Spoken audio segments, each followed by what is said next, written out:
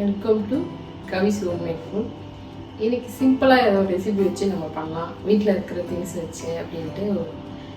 Just ஒரு 4-5 carrot, ஒரு 1/2 litre பால், அதை வச்சு ஒரு கேரட் அல்வா பண்ணலாம். நம்ம ரெசிபி பார்த்துடலாம். கேரட் அல்வாவுக்கு 1/2 லிட்டர் பால், 1 கப்பு சர்க்கரை, ஏலக்காய் வந்து சுகர் போட்டு பொடி பண்ணி வச்சுக்கணும். இது பார்த்திங்கன்னா முந்திரி, அந்த பூசணி விதை, சூரியகாந்தி விதை அப்படி இருக்கும் நட்ஸில், அது மாதிரி வாங்கி மிக்ஸ் பண்ணிக்கோங்க. டேஸ்ட்டும் நல்லாயிருக்கும், ஹெல்த்தியாகவும் இருக்கும், எல்லா சத்தும் கிடைக்கிறதுனால.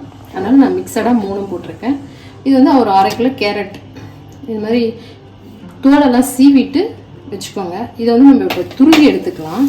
எப்படி செய்யறதுன்னு பார்க்கலாம். கேரட் துருவி வச்சுங்க, இந்த மாதிரி நைஸாக துருவி எடுத்துக்கோங்க. அப்புறம் நம்ம எப்படி செய்யலாம்னு பார்க்கலாம். ஸ்டவ் பற்ற வச்சுக்கலாம். இந்த கனமான பாத்திரம் இல்லை இட்லி குண்டா அந்த மாதிரி திக்கான பாத்திரத்தில் செய்யுங்க, அது பெட்டராக இருக்கும்.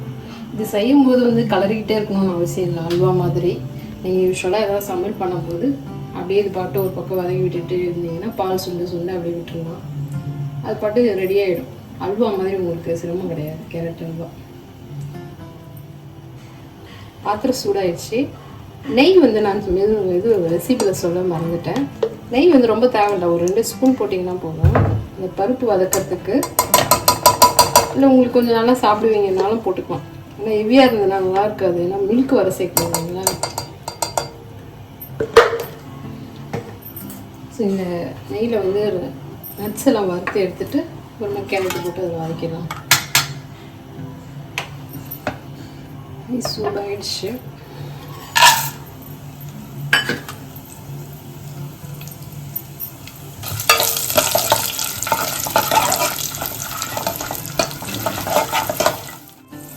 ரோஸ்ட் ஆகிடுச்சு, எடுத்துடலாம்.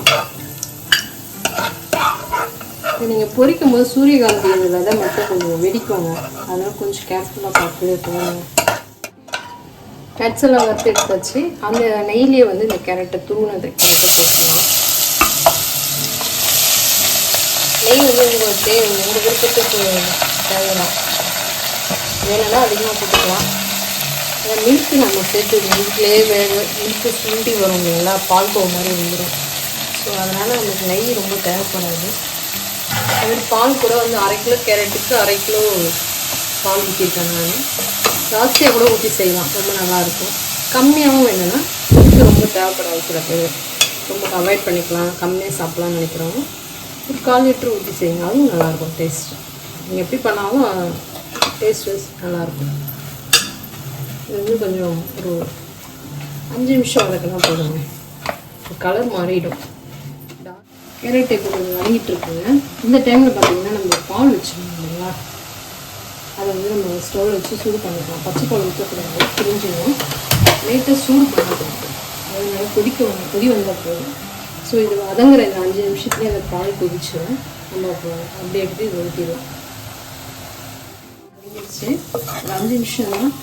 நீங்கள் லோ ஃப்ளேமில் வச்சு பண்ணிங்கன்னா 10 நிமிஷம் ஆகும். பாலும் சூடாகிடுச்சு. பால் ஆஃப் பண்ணிவிட்டு இந்த பால் எடுத்து அப்படியே வதக்கணும்.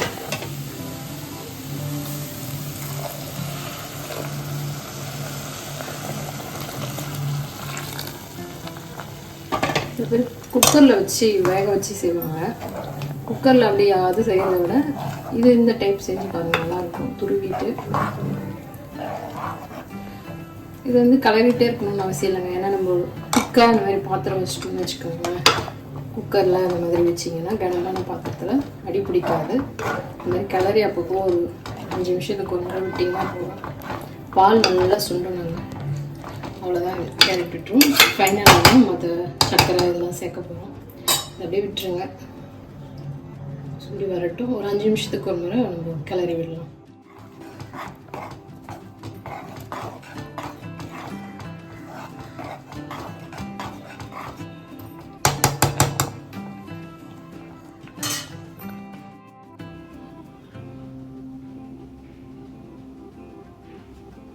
ஏலக்காய் சேர்த்துடலாம்,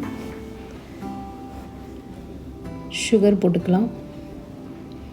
ஃபஸ்ட்டில் ஏன் சுகர் போடலைன்னா உங்களுக்கு பால் திரிஞ்சிடும், நீர்த்து போய்டும் வேறு. அதனால தான் நம்ம 3/4 பாகு பால் சுண்டின பிறகு சுகர் போட்டுக்கிறது நல்லது.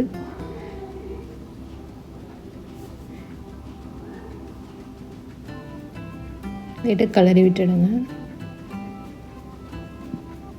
இந்த டைமில் வந்து கொஞ்சம் பக்கத்தில் ரொம்ப வெடித்து கொதிக்கும், அப்படியே படப்படப்படம் நல்லா எகிரி இதுவாகும். இதை பதம் இன்னும் கொஞ்சம் நேரத்தில் ரெடி ஆகிடும். கரெக்டாக பதம் வந்துருச்சுங்க. அவ்வளோதான். ஏன்னா அதில் வந்து லைட்டாக தண்ணி பால் இருக்கா மாதிரி இருக்கக்கூடாது. இந்த அளவுக்கு இருந்தால் ஓகே. இதுக்கு மேலே ரொம்ப ட்ரையாக இருந்தீங்கன்னா ரொம்ப கெட்டியாகிடும் உங்களுக்கு. ஆற ஆற இந்த பதத்தில் நம்ம ஆஃப் பண்ணிடலாம். நட்ஸ் எல்லாம் தூவி விட்டுடலாங்க. இது வந்து ஆறுனதுக்கப்புறம் ஃப்ரிட்ஜில் வச்சு சாப்பிட்டா ரொம்ப நல்லாயிருக்கும்.